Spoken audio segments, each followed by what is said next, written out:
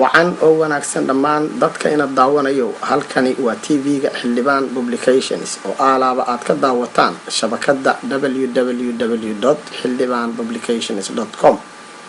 abwaan waliba gadii hadal guddig sheeka laga reeb dadweynaha garsooro golayaashay ku kala xilaan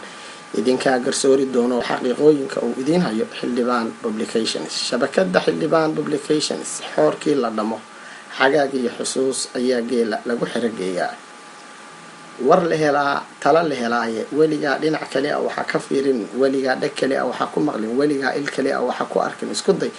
inaad ka faa'iideysato taariikhda dhabta ah si aad u cabirto ra'yigaaga